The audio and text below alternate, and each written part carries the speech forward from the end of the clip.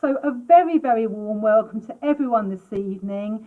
We're absolutely thrilled to have Kate Mole from London South West here as our guest speaker, talking all about the wonderful new planning that's available to support schools this year and beyond, with the, of course, Ready to Progress materials and the PD spines, looking at how they're kind of amalgamated, but into a really coherent long-term and medium-term and short-term plan for you.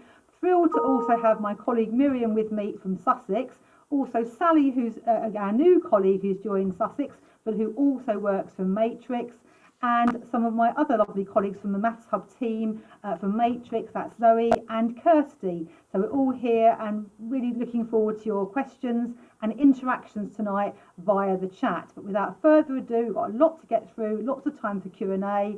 I'm going to hand straight over to Kate. So over to you, please, Kate. Thank you. Thank you very much, Jenny and colleagues. So it's great to be here to collaborate. As Jenny said, we've never had the opportunity to do this before. For me to be able to talk to you about the new materials that released just before the summer, and to hopefully help you feel more familiar with them, more confident, answer some questions, so that you can use them this year and beyond to support in the classroom with the teaching of mathematics. Right, let's get going. Okay, I'm going to pop up here. There we go.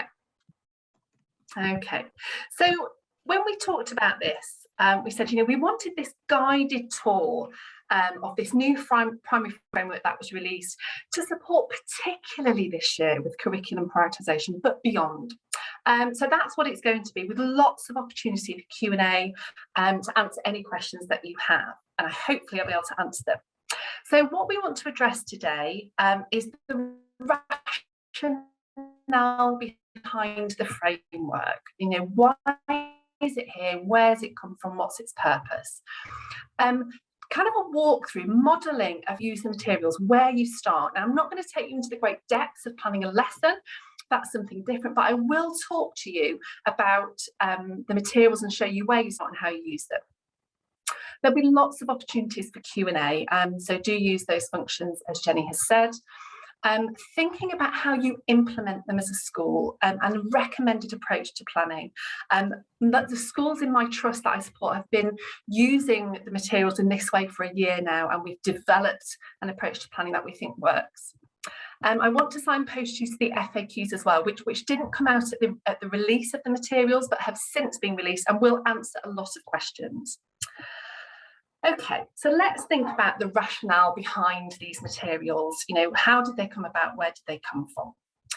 As we know, at the end of the previous academic year, we had the DFE Primary Guidance in Mathematics, which was released, and the wonderful Ready to Progress criteria. And we know that this provided a coherent framework of real progression from years 1 to 6. It identified the most important knowledge and skills that children need to be ready to progress from one year to the next and to the next stage of their education. So this sits behind and has driven this framework. It's driven the theme of prioritisation. It's driven the identification of the most important knowledge and skills that children need. It's driven the sequencing and the coherence. So you will have noticed, I'm very, very sure, and it's one of the Q&As, the frequently asked questions, is why certain things have been shifted from a national curriculum year group, or where it sits in the programmes of study, to a different year group in this framework. And that's because we've aligned it with the Ready to Progress criteria. So an example of this is that in year 1, while children will count beyond 20 and to 100, they will not calculate beyond 20. That's left to year 2, even though it talks about that in year 1 programmes of study. We know that in the national curriculum, decimals are introduced in year 4, but in this framework to improve coherence and sequencing and to support children to make connections, that's been shifted to year 5. So what you can be really assured of with this framework is the thought, the careful sequencing that has gone into the progression and where we've put the different topics. We've thought very hard about things like separate, I think it's segment 2.16 in the PD materials into perimeter and area, making sure that perimeter sits in year 4 with the ready to progress and area sits in year 5 because that's a ready to progress. We thought about putting area after multiplicative reasoning is developed and secured, and making sure that perimeter comes after additive reasoning. So there's been a lot of thought around the sequencing. It's also been an opportunity to bring together the ready to progress criteria with the NCTM professional development materials, to these ready-made or the existing resources that were out there. We wanted to kind of bring them together and align them and make sure that schools were able to use both without feeling too overwhelmed. I've talked there about the NCTM PD materials, and they started to be released in September 2019. I don't know about you, but when we first looked at them with my schools, we said we can see that they are fantastic, but they were overwhelming. So you would open a teacher guide, and sometimes it would be 60 pages, and there might be 4 teaching points, and we didn't know how to break them down. Schools found it very hard to kind of put the PD materials alongside existing schemes of work or existing textbooks. So it was, how do we, the kind of rationale was, how do we use these materials and break them down for teachers, make them more accessible? So that was a driver, is how do we get, or a strategy to get teachers and schools engaging with the PD materials and the spines as they're commonly known. And what we wanted to do was a real theme of making everything bite-sized, making it accessible. So breaking down those teaching points into suggested pupil outcomes. Building a slide deck that wasn't every single representation for that whole segment, but pulling the relevant representations right, because into... my video isn't working anyway. Apparently I'm supposed to be a panelist as well. And finally, we wanted, while it is to support curriculum prioritisation this year, it supports curriculum prioritisation beyond this year. We know that this year schools will still have bespoke curriculum depending on what learning was and was not embedded over the past 2 years. But we always want to be aware of those ready to progress criteria. We always want to know which areas of the curriculum we should be spending more time on, which segments we should teach really, really well to support children, because we know that those ready to progress people's needs. So it's future-proofed. In the FAQs, it talks about aspects of the national curriculum that are not covered. And I can assure you, there was a very, very rigorous process of going through that, ensuring that the programmes of study were covered. And we've identified the only aspects of the curriculum that are not covered is Roman numerals and presenting data. Interpreting data and statistics is there, but presenting isn't. And so it is recommended that we build that into other foundation subjects. So that was the rationale behind this framework, to be driven by the ready to progress, to bring in a way of using the spines and the DFE guidance together, to make everything more accessible for teachers, and to make sure that we've got something for this year, but beyond, to future-proof it. Okay, so at this point, I'm going to stop, and if any of my colleagues have got any questions in the chat that they want to bring up. No questions yet, but please feel free Nothing to at the post moment. them. Kate, where do people find the Q&A document you've mentioned a couple of times this evening, the FAQ? I've got a link to that at the end, Jenny, but it's on the front page of the materials, but I will show you that. Wonderful, that's just anyone's asking that. Okay. And again, that's really interesting to know, isn't it, that everything's covered apart from Roman numerals and presenting data. I know in my school we encourage people to use Roman numerals for their date every day. That's a good way of getting that embedded, and takes 1 minute a day, but my goodness, over the year you get pretty good at Roman numerals. Exactly, and that's exactly what we do, Jenny. It's, you know, this continuous provision, so it's drip fed the whole time, and obviously lends itself beautifully to history as well. Okay, let's press on. So where do we start with these materials? So what I'm going to do now is I'm going to take you on a walkthrough of the process that you will go through in beginning to use these materials for your maths planning. Please pop any questions in the chat, and then again we will stop and we'll give an opportunity for that. So this has taken me to a unit that has been released, as you can see here. If I go back, it's first of all gone to the curriculum prioritisation in primary maths. I've gone to the year 3 curriculum map. I can either open that up and have a look, and then the units that have been released so far are here, and the other ones are going to follow. So I've identified this unit here, adding and subtracting across 10. And the reason I've picked this is because there were also a lot of questions about this. Why is this in year 3 when this is a year 2 segment? Now, this is here because there is a ready to progress criteria in year 3, which is about securing number facts within 20. So again, it's teacher judgment. Is this something that your pupils need to revisit, or they need to support them to secure those number facts within 20? If they don't, then maybe you don't need to deliver it. But if they do, then this is a really good segment to support that ready to progress criteria, introducing it at the start, and then you can carry on drip feeding it over the year to make sure that 3 and F1 is secured. Anyway, we're here, unit 1, and it's going to take us approximately 2 weeks. And I say that that's important, that you are flexible. There is time built in the year with spare weeks. We know that it's not a jam-packed 39-week year with this framework. So there is flexibility where you need to spend more time or less time. You must go with your class. The first thing that you should do is, we can see here we've got 7 outcomes, but we've said 2 weeks. Now, people have said, is it an outcome per lesson? We've rounded up and down. You know, some outcomes might take more, most will probably take a lesson, and certainly that's how we've worked our way through the spines, is identifying, yeah, we think that's a really neat learning point, that's a really neat outcome that could be covered in a lesson, but sometimes it might take more.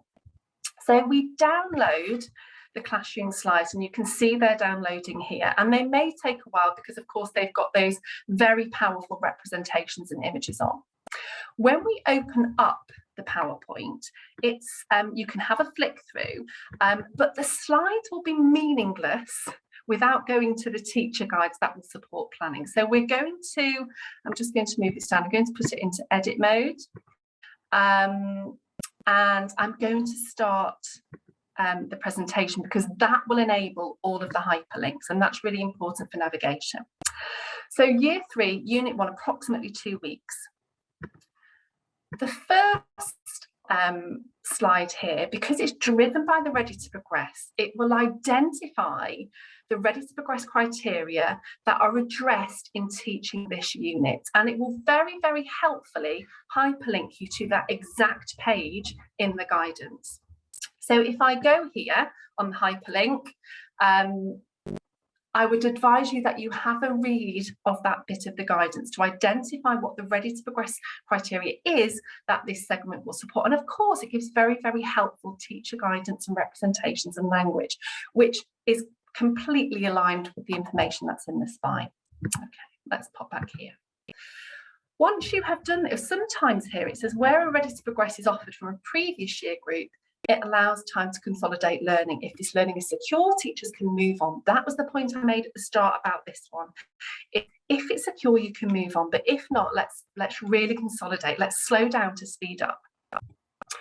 The next slide will give you all of the pupil outcomes for this unit, and they are hyperlinked. So we are going to, and then on every kind of top page, you will see this icon, and that's to help us navigate through the slide deck. So we're going to go to the first outcome, pupils add 3 add-ins. Now that is important. That is our golden thread through this lesson. What do we want children to conceptually understand? What do we want them to procedurally be able to do? It's about adding 3 add-ins, and the following slides have been collated to support the teaching of this outcome. If I wanted to, I could go back. I don't want to. Now, this is the important bit. Before we look through those slides, we must read the teacher guidance from the PD materials. It's identifying for us that we need to look at teaching point 1, and we're going to look at steps 1.1 to 1.3 and the pages that we're going to need. When we hyperlink here, it is going to give us that exact page. Okay, now if I just scroll back, you can also have a read of the overview of learning, which I think is very, very important as well, to see what the journey is through this segment.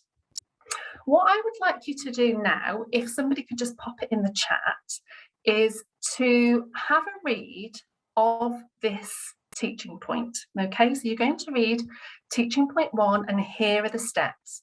1.1, 1.2, and it comes down here to 1.3, and that's all I want you to read, okay? It's page 3 and 4.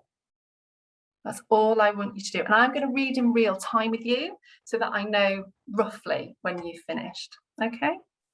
Have a look at the guidance and have a look at the representations here. Let's go. Okay, so we've read the guidance. Now we can have a look at the following slides, but in a way they're still a little bit meaningless without us having a conversation, okay? But all of these representations were identified in that teacher guide. Okay, that was the bit where they talked about 0, having 0 as an addend. Okay, so now they're looking familiar. We can see that there. We've got the dice representation. Okay, so we could, I'm just going to skip through quickly. We've got the tens frame there to show you that all of these representations only link to that one teaching, that pupil outcome. Adding pupils add 3 addends. Okay, because then we're on to learning outcome 2. All right, so we want to go back to here. All right, so I'm just going to stop that and I'm going to come back to this. 2 seconds. Okay, so when we have a look through the teacher guidance and when we see the PowerPoints, we then have to build our lesson around those slides. Now that is through the planning process.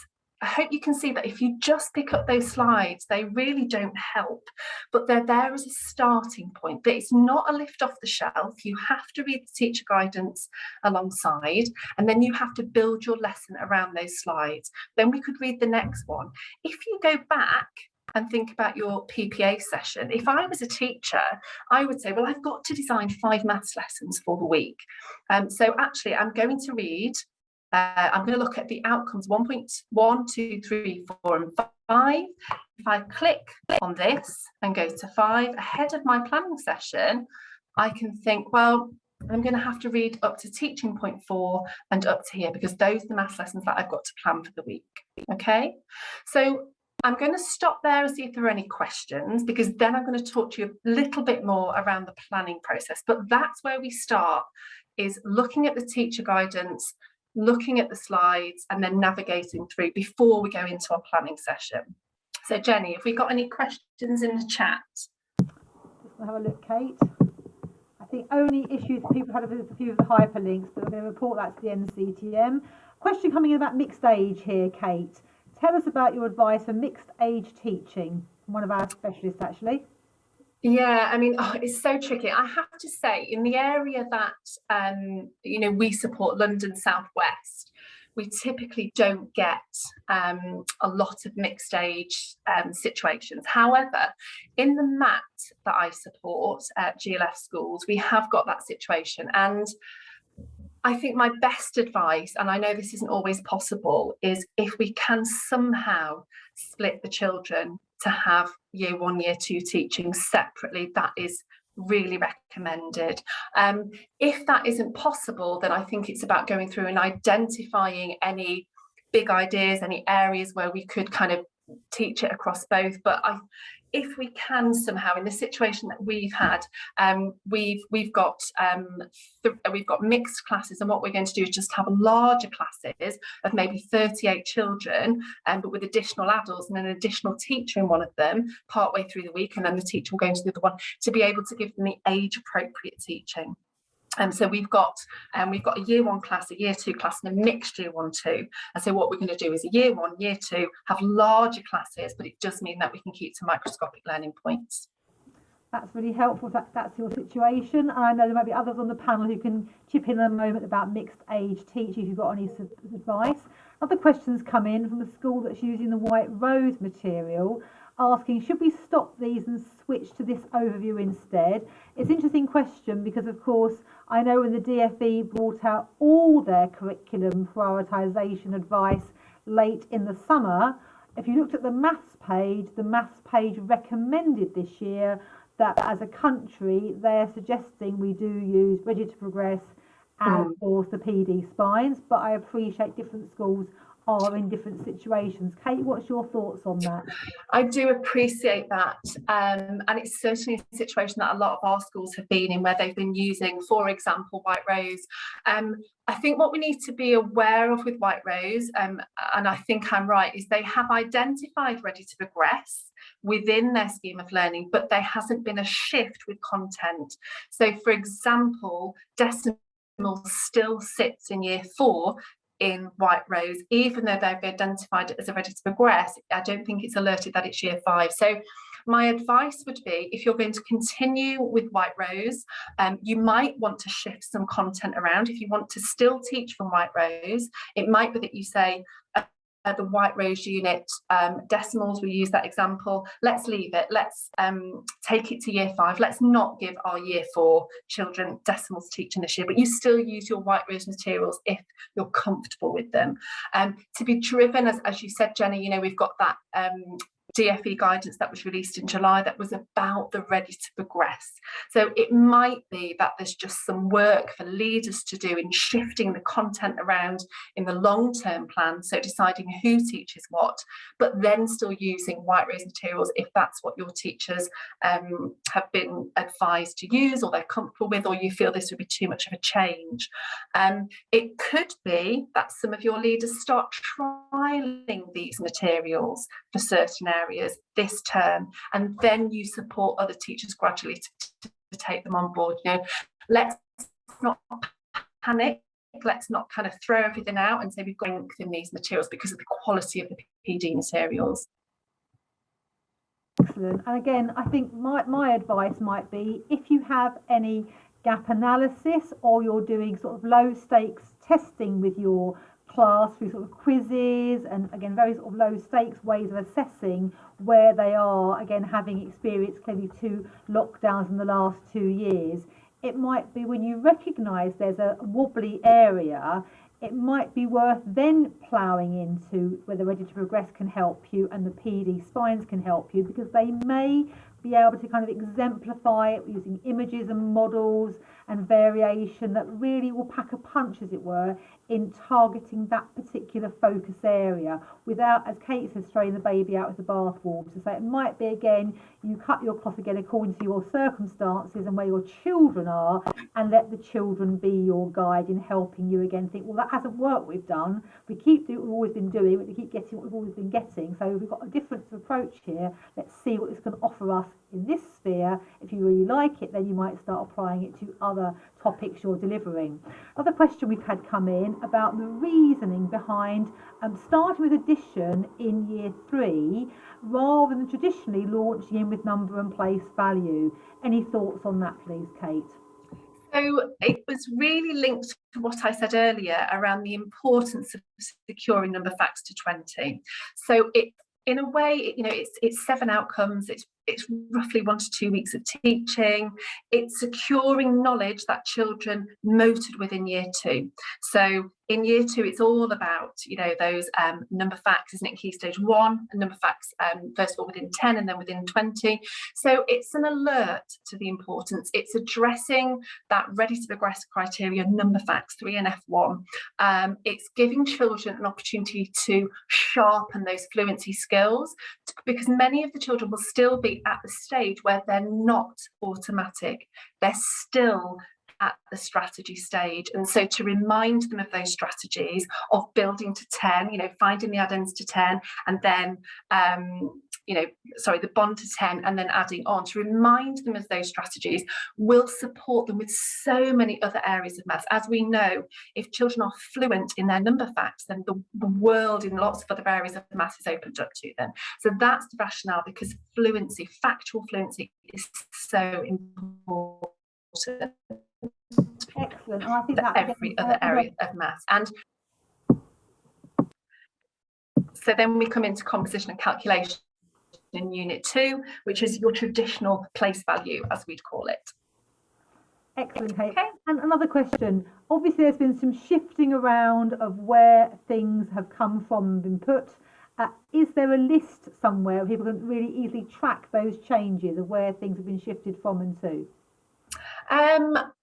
There isn't a list, but I think it's actually a really useful piece of work for leaders to do. It's really helpful to say, where do I think decimals is in the national curriculum? Where does it sit in the Ready to Progress? Rather than being handed to you, I think it's helpful for you to go through each year group and say, gosh, that has surprised me. I can't believe that's gone from there. Because if you have that knowledge, if you go through that process, then you'll really understand how things have shifted to support curriculum prioritisation and to support not overloading, and to look at where the weighting is. There's real weighting in years 2 and 3 with addition and subtraction, whereas 4 and 5 is about multiplication and division. So just look at that bigger picture of where things are shifted and where the weighting is. We were talking earlier, weren't we, Kate, as well, before we came live, that of course the PD spines originally are called professional development spines. So again, although this might sound like a bit of work's involved, they were designed for that collaboration, for that discussion, for that real grappling with the content. So we really are taking a step back as teachers and really seeing that progression and seeing those key teaching points and understanding the nub really of each of the different objectives and the best coherent way of teaching them. That's it. Miriam's put a lovely link in there of a blog about mixed age, so please do highlight that and stick it into another tab on your browser, and you can go look at that after the session tonight or at your leisure anytime. It says here, are the curriculum units spaced across the year to aid retention, Kate? They are spaced across the year to aid careful sequencing in children making connections. Now, what we must do as teachers is build in opportunities for retrieval practice, because when children, the neuroscience tells us when we learn something, it's the long transfer and it goes into our long-term memory, which has unlimited capacity. However, if it isn't retrieved regularly, then the learning decays. So we've got to build in retrieval opportunities of previously learned content, be that at the start of a lesson, at another point in the day, which is different, of course, to factual fluency development. They're two separate things. So retrieval practice is different to fluency. But that's not what the webinar's about, fluency. But yeah, building in opportunities for retrieval. So is that all right, Jenny? If it's okay now, I'm going to talk about collaborative planning, and if any more questions come up, because what we've done there is just walked through opening the PowerPoint, reading the guidance, looking at the slides. Then what do you do then? Well, we have to engage in collaborative planning, and it's what I know the NCTM would recommend. I know Sally was part of the NCTM lesson videos, as I was, and it was what we used. And actually the power in collaboration. And I think in a lot of our schools, our leaders work so hard to give teachers PPA time together. And in some of our schools, we still see, unfortunately, one teacher sitting in there and doing English and one teacher sitting in there and doing maths. And what we want is actually not just sharing of resources, but collaboration, professional collaboration.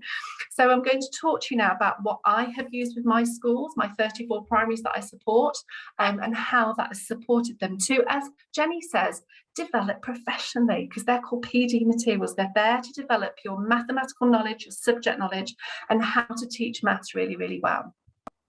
So before you come together in your PA session, and can I just say that I am really aware that we've got some one-form entries out there, lots of one-form entries, and I'm going to talk about that. Before you go to your PPA session, have a look at the relevant segment and teaching points. So as I said, I know that I've got to plan 5 maths lessons. So I'm going to read the guidance for those 5 outcomes before I go.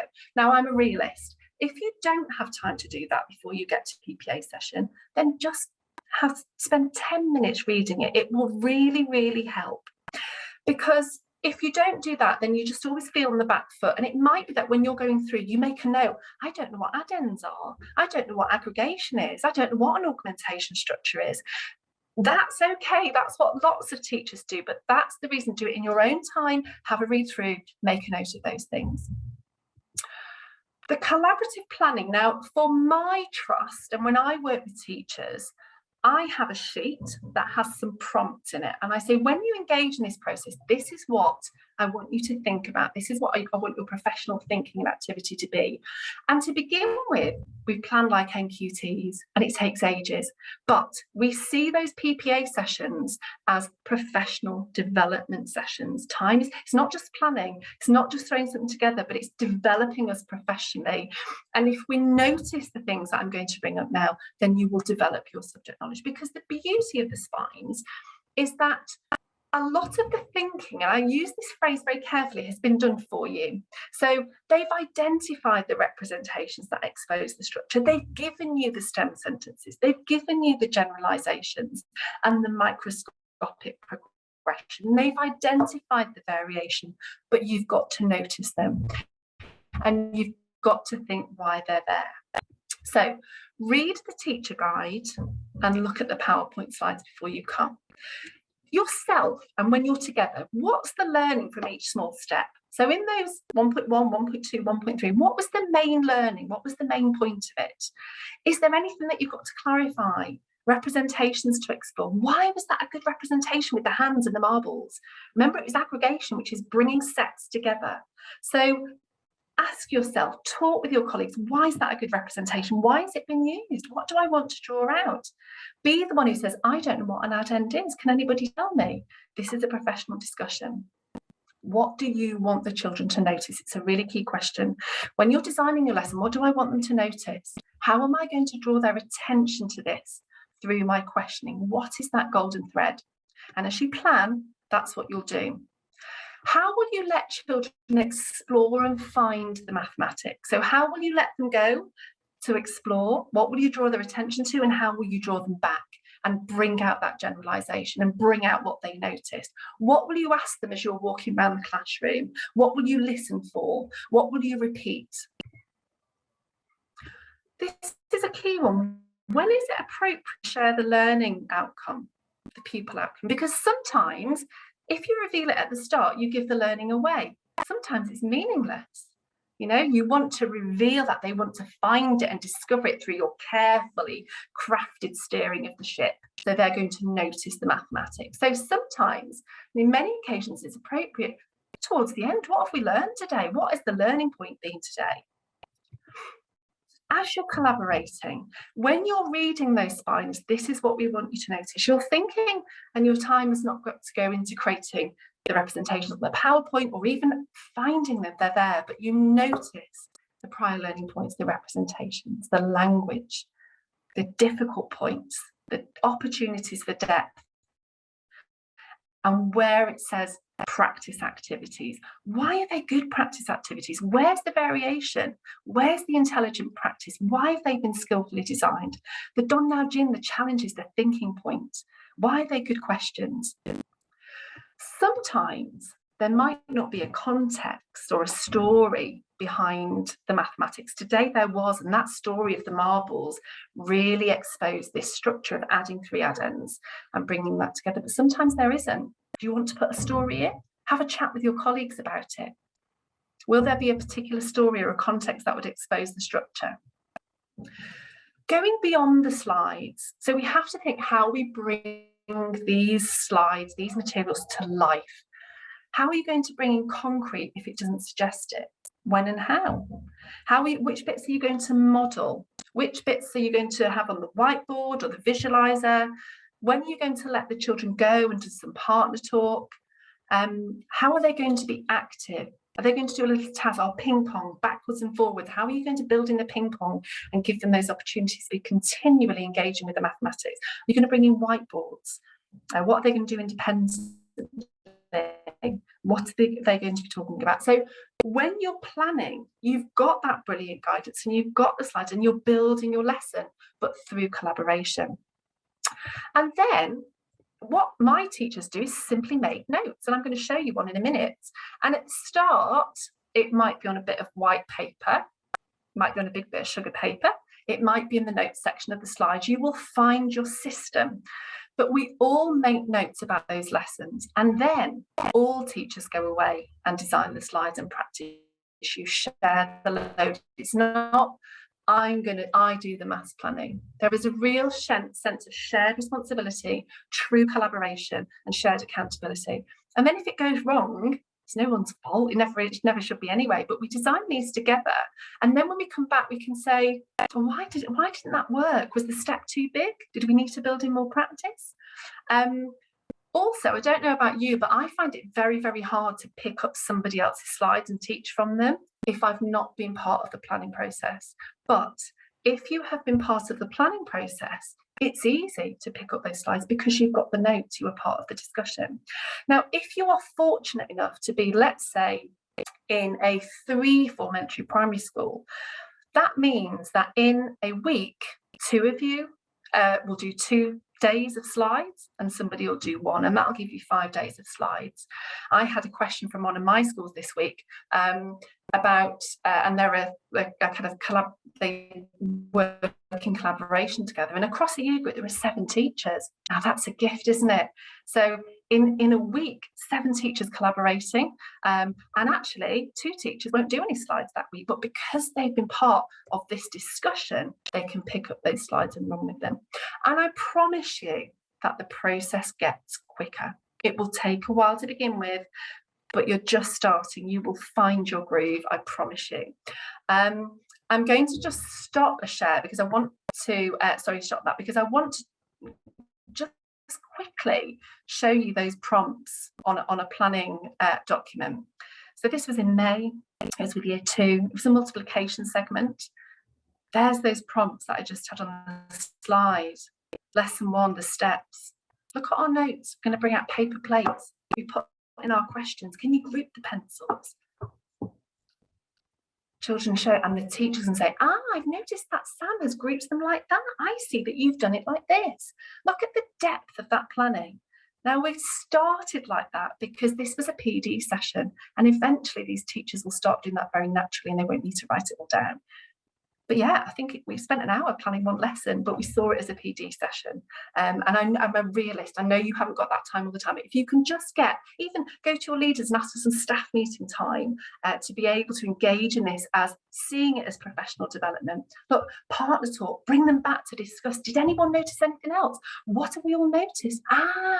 We're focused, so it's that kind of discussion that we had. Okay.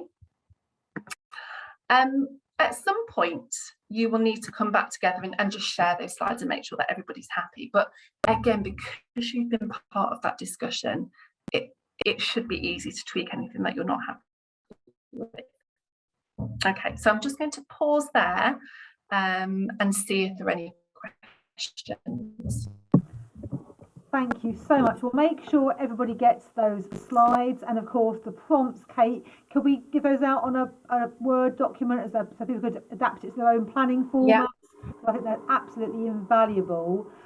This is just such a great session. I hope everyone's getting a lot from this, again, whoever you're watching it tonight, because I think it's really inspirational and again in really unpacking and unpicking the planning process. And how much fun, again, to be really collaborating with your colleagues on this, really bringing that teaching to life and really, again, imagining all those different stages of the lesson and how it's going to feel for the pupils, for the children. So really, really helpful. Exactly. Questions in the question box for us. I think just everyone's, again, just really keen to get hold of those prompts themselves. Yeah, I'll give you the prompts and I'll give you that example of that really in-depth planning. But please, that was, a school where they said they gave teachers extra time, and I worked with them. We did that 3 times for an hour and a half, so 4.5 hours of PD with each year group. And my goodness, are they flying now? So What should lesson slides look like? Well, the first thing that I want to say is those animations don't always work in Google Slides. So you do need to download it as PowerPoint and use it as PowerPoint. Those representations are there on PowerPoint because of the power of the animation, of those hands moving and the marbles coming together. And if you don't have that, then actually we don't expose in that situation the structure of aggregation. So you must use them in PowerPoint. In my Mac, we use Google Drive. I know it's a pain, but we just see our drive as a place to store, but we work on them and deliver them in PowerPoint. What we don't want is death by PowerPoint. And I have seen this, and I've worked with a school, and I'm going to give you this example, where they said, Kate, it's taken us forever to plan. And when I went, an example was year 3, and because the NCTM had provided a slide with animations of column method, column addition, they built that in. It took them ages. Listen, children need to see live modelling. You know, I want that on the board. I want that on the flip chart.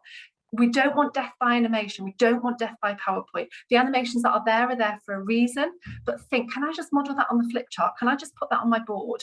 STEM sentences, yes, you can put them on your slide, but I want them there, visible, right the way through the lesson once they're introduced. So I would have it on my flip chart with my gaps in that we can fill in. Or similarly, the generalisation, bang, once that's in, I want it in my classroom. Now, you'll notice in the lesson videos that Sally and I and others filmed, the generalisations were on the slides, but that's because we had to do everything online. But actually, I'd want it in my classroom live. I'd want it there on the flip chart and then on the working wall. Don't do anything that doesn't have a positive impact on teaching and learning is my recommendation.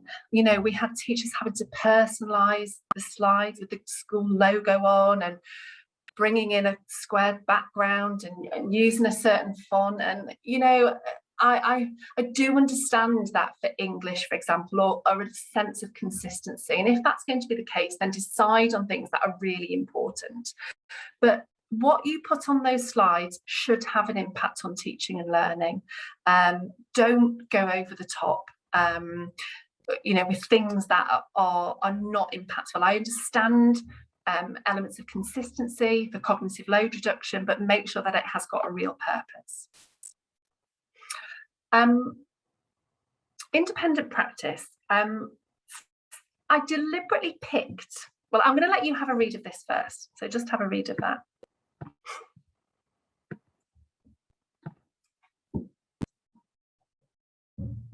Okay, so that's in a nutshell, that's what practice is about. We embed learning, we deepen secure learning, but all around that microscopic learning point.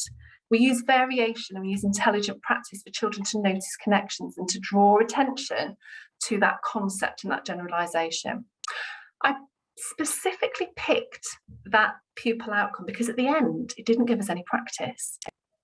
So what do we do? Sometimes it does. Sometimes at the end of an outcome, it will say, provide the children practice such as this, such as exemplified below. And that's brilliant and we can build it in, but sometimes it doesn't. So what do we do? There are lots of things we can do. And I think the first thing that I would say is as you start to engage with a sponge, you will notice the types of questions that are suggested for practice, even though they might not be with that particular outcome. You can draw upon question types from other bits of a segment. Use your existing schemes of work or schemes of learning. Go to White Rose, go to your DFE high quality textbook. Which questions can you pull there? I see reasoning and those resources from Gareth Metcalf are excellent. Use the assessment materials from the NCTM. Can you draw on? And even if they don't have the exact question for that particular learning point, there will be a question route, a question type that you can build in.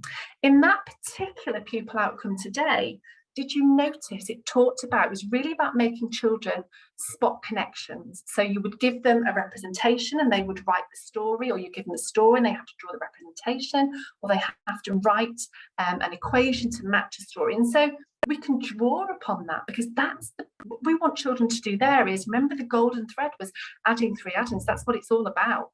So we can give them practice so that they can add 3 add-ins. And notice it wasn't about calculating, it was about noticing 3 add-ins and what they totaled all together. They didn't do any calculating. So for that practice today, what kind of tasks could we use? This is the golden thread. They add 3 add-ins. Well, we could give them a tens frame representation and the children could write a story and an equation to match it. We could give them the story and then they represent it on tens frames and write an equation. We could give the equation, they represent on the frame or write a story. We could give them a matching activity. Can you match the equation, the story, and the representation? We could give them an odd one out. Remember that one that included a 0? Why is that the odd one out? It's the only equation with a 0 or an add-end to 0. And we want our children to be using this language. We could give them a part-whole cherry model. They create their own story.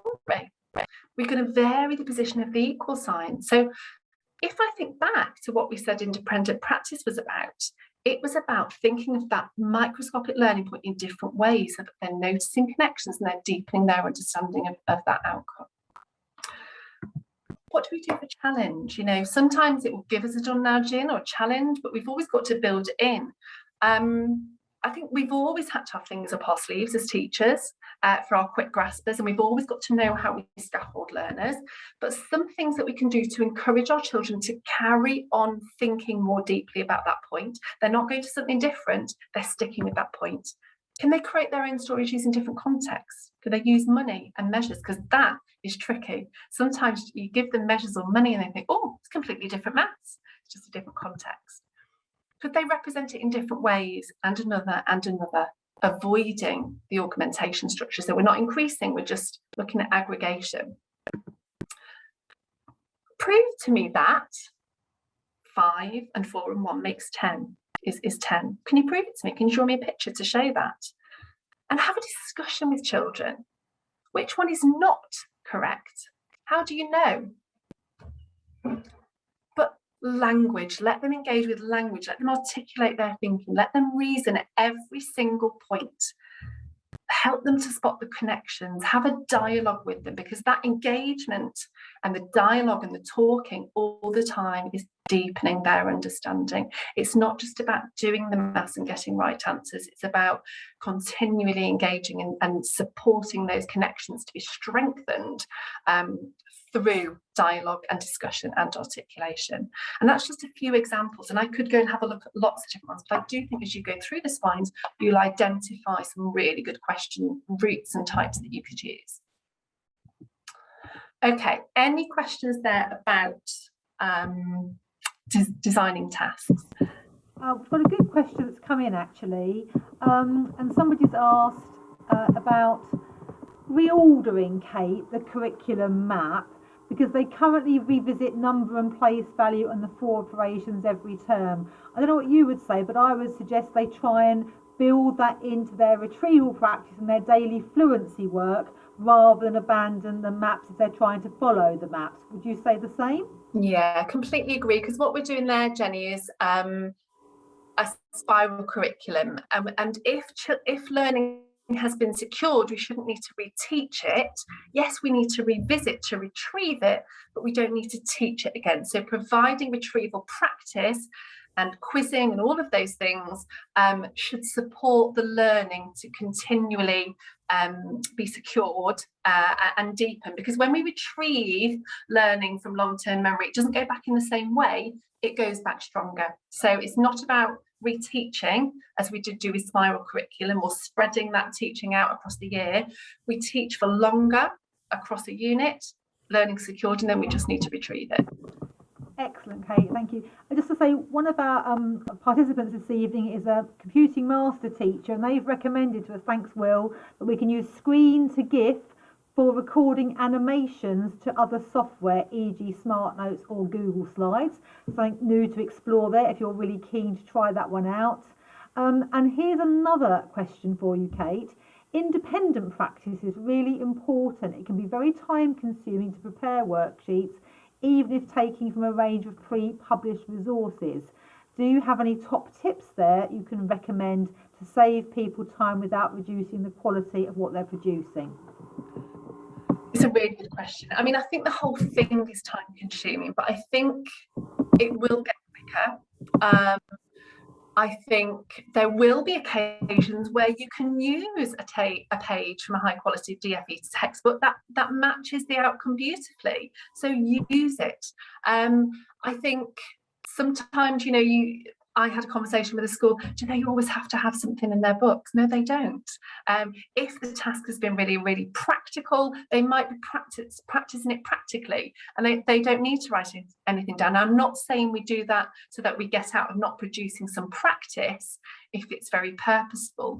I think collaboration is the key, and I think for our one form entries, what I would try to encourage and what we've got going is cross-school collaboration, with local geographically based schools, which is a real theme of our sustaining teaching for mastery work groups, to work across schools. So I've got 3 one form entries working together. I've got a 3 form entry working with a 1 form entry. So we've all of a sudden got 4 teachers. And if you are having to design one bit of practice for the week, because that's your day, and that's something we've gone to with our schools, is we've talked through the lesson, and as people have become upskilled, we haven't all had to design the practice. It will, okay, Kate will do Monday's practice, Jenny, you can do Tuesdays, Sally, you do Wednesdays, and Zoe, you do Thursdays and Fridays this week.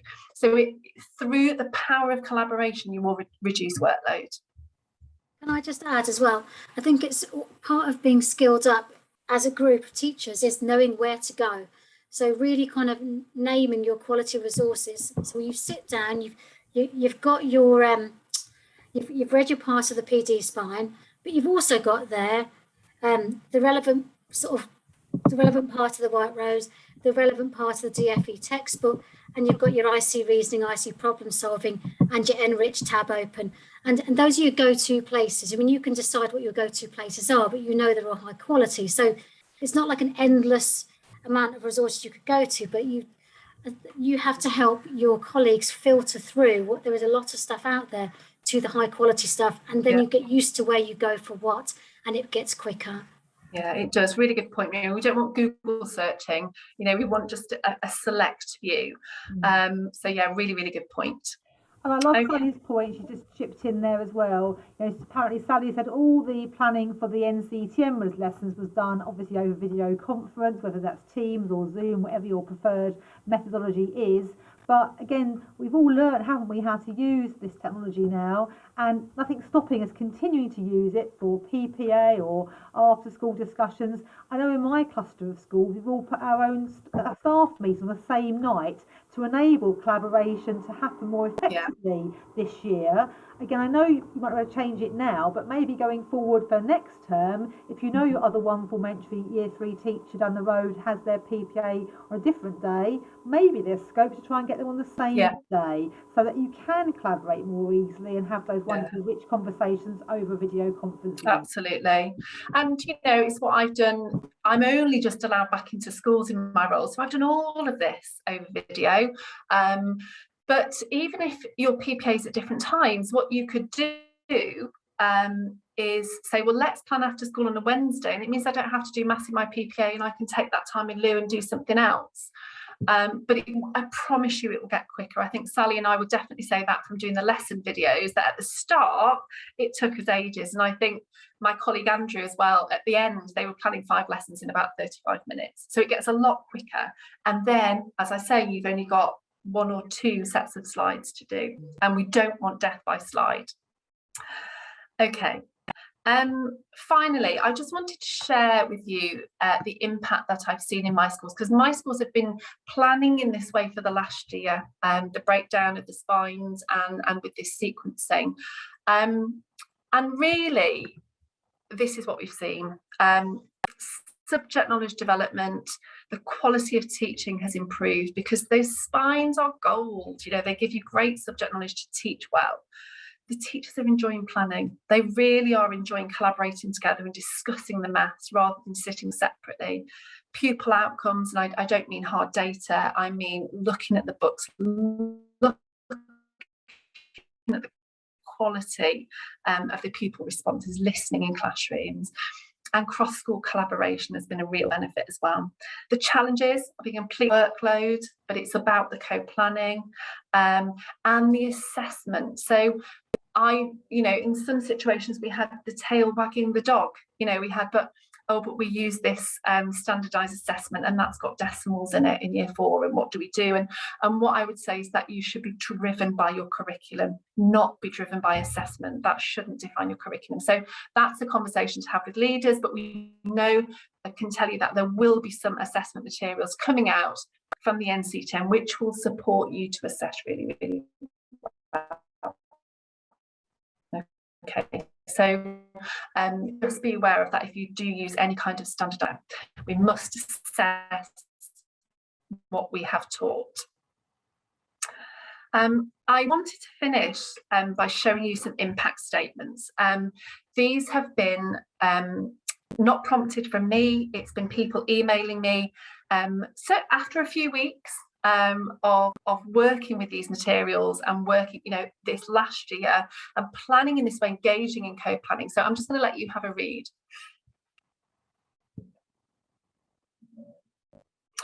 And the middle one there is a teacher. When I launched this to them, the look of fear on her face, I can vividly remember it.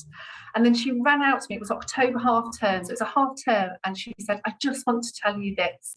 And she was like a different person. So it honestly, once you get going with it, it really does become more familiar. The next one's from a head teacher. And she asked her staff for some feedback in a staff meeting in the early days. So what this shows you, it's a journey. Now they're a year in. This was about end of September last year. They're a year in now, and the teaching in this school has transformed. And this is as we speak. This is going on on Twitter at the moment. She tweets a lot. Sophie Bartlett, Missy B.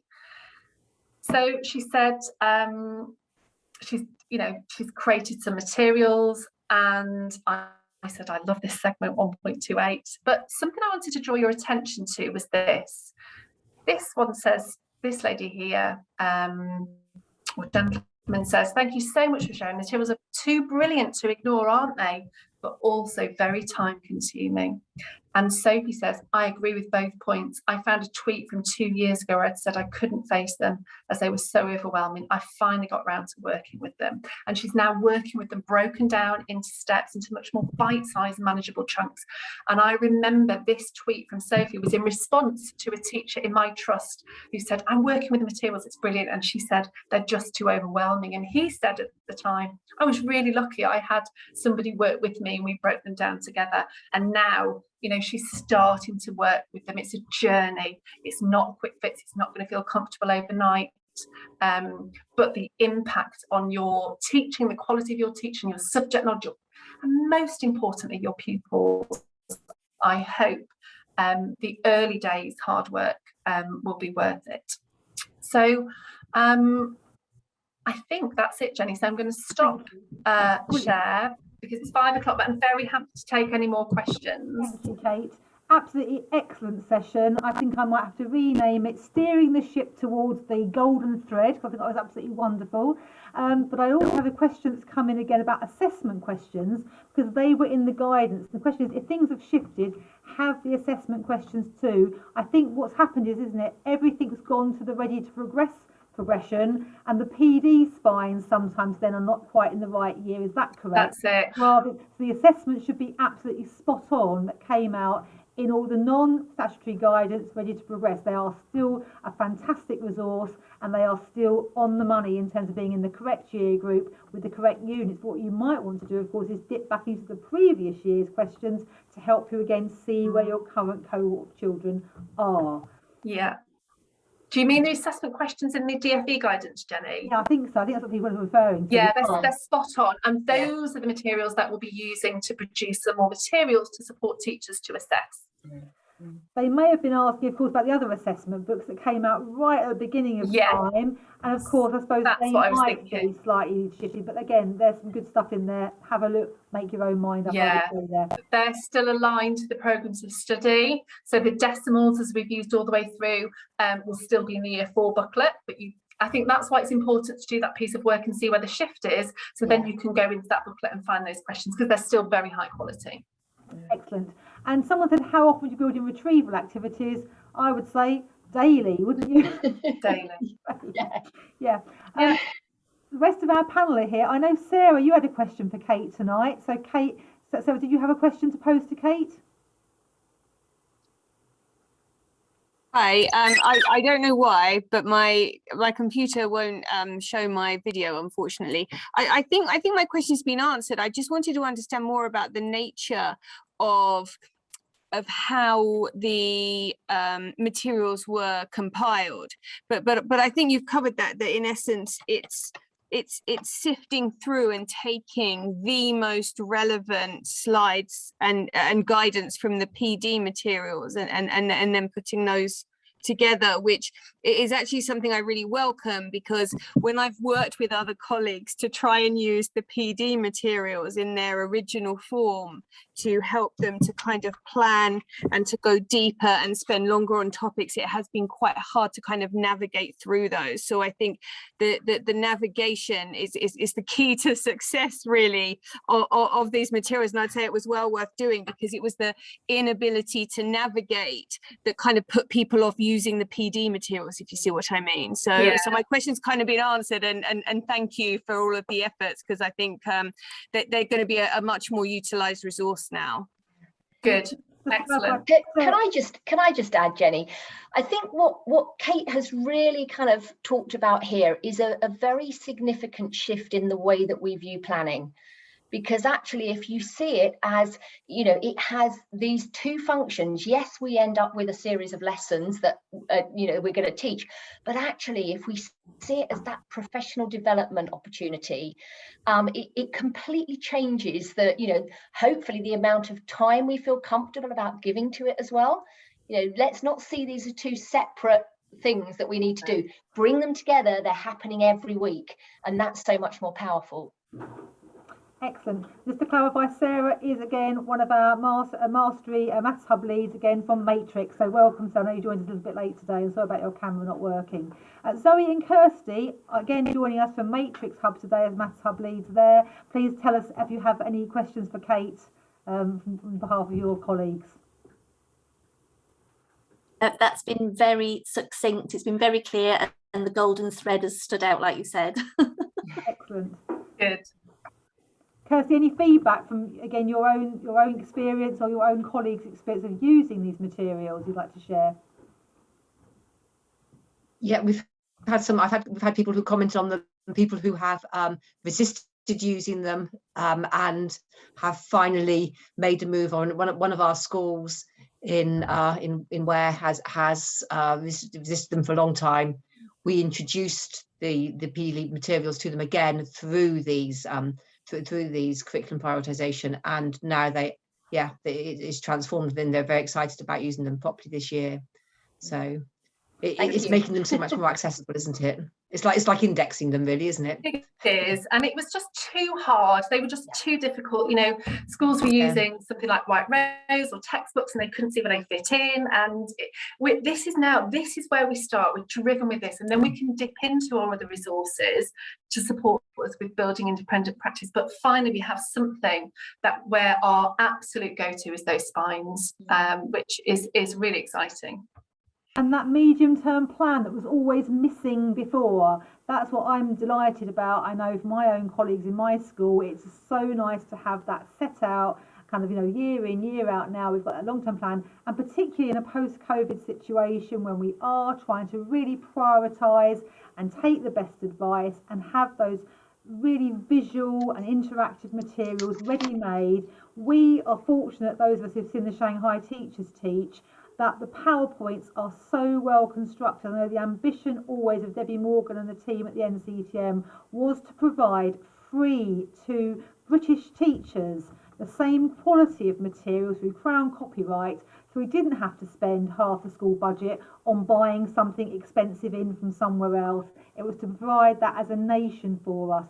So we are so lucky that investment has gone in through taxpayers' money to allow us to have this wonderful resource at our fingertips that, as I say, is there for the taking now, and really to get grappling with and to use. And I suppose the key message for me, Kate, has been tonight again, your second thing, bullet point, I think it was, what's the nub of the lesson? What do they need to walk out of the classroom knowing they didn't know on the way in today? If you can distill that key teaching point and everything else falls around that, then I think you're going to be, Yeah, in a and successful lesson. I think that's it, Jenny. And I think an experience I've had this year is seeing the same lesson design delivered in 2 parallel classrooms, but actually implementation and execution has been quite different, because one teacher has got that golden thread and every single question is drawing their attention, and others it might have been about just doing the maths and working through rather than working on. So it's like, that's what, because then you're questioning, every single question is, what do I want them to notice? What do I want them to notice? And I'm going to ask you so that you notice that, and I'm going to pull it out of you. So yeah, it's been a definite thing that I've noticed working with teachers. Brilliant. Any other comments from the panel this evening, or any other questions coming in, please, from our wonderful participants? A couple of quite people have said the same thing, which is, is there a summary of the major shifts? So if where things have moved from one year group to another, is there like a summary so that people can just sort of at a glance? No, I mean, it's something that we could easily provide, but I think I said at the start of the session, it is such a useful activity to engage in, to look at the guidance and look at the programs of study and say, okay, what's in the Ready to Progress in the guidance, and is it the same in the national curriculum programs of study? It's so helpful to give yourself that knowledge and work through that. I predict it would be one twilight, for each year group to go through and have a look for themselves, because it's enlightening and it's revealing and it's surprising, and then to look at the bigger picture and look at the, like I said, the weighting. And you'll notice year 2 and 3 is very much about addition and subtraction. 3 and 4, it shifts to multiplication, division. But I think to have some PD, see it as PD in your school, to engage with that guidance and identify the shifts for yourselves would be really beneficial. I think that's a brilliant bit of advice, Kate. I think if you can go and pull in a staff meeting or a bit of the next inset day to do exactly that, and look at again that progression throughout the school, so you can really again see the coherent journey. That is time well spent, and really again rich professional dialogue, which will inform everyone's practice from here on. So I do think it's a really good idea. And again, go and speak to your senior leadership team ASAP is what I'd recommend, to try and get that booked into the diary, because that'd be a really good discussion to have. There's a few more people coming through with just thank yous, I think, saying what inspirational session it's been tonight, Kate. I know how much I've enjoyed it. I hope all my team who've joined us tonight at school have hopefully really enjoyed it too. And if you think your staff would have benefited but they couldn't be here tonight, great news, we've recorded the session and we'll get that processed and turned around, and on the Maths Hub website, be under the blog section, again extremely soon hopefully, so that if you wanted to book it in for your own school staff meeting or for people's PPA sessions to have a look at together to guide them, then you'll be able to do that hopefully as of like next week, fingers crossed. So thanks again to Kate for joining us tonight. Thanks to the rest of the panel for all your insights and support this evening. Thanks to everybody who's posed questions, which has made it much more interactive and lively to be able to respond to it in situ this evening. And I hope you go away and feel energised and enthusiastic about really using these to support your teaching and learning, and your pupils having a love of mathematics and hopefully success for everybody. So on that note, I'm going to stop the recording, but we'll take a few final questions if anyone's got them before we finish.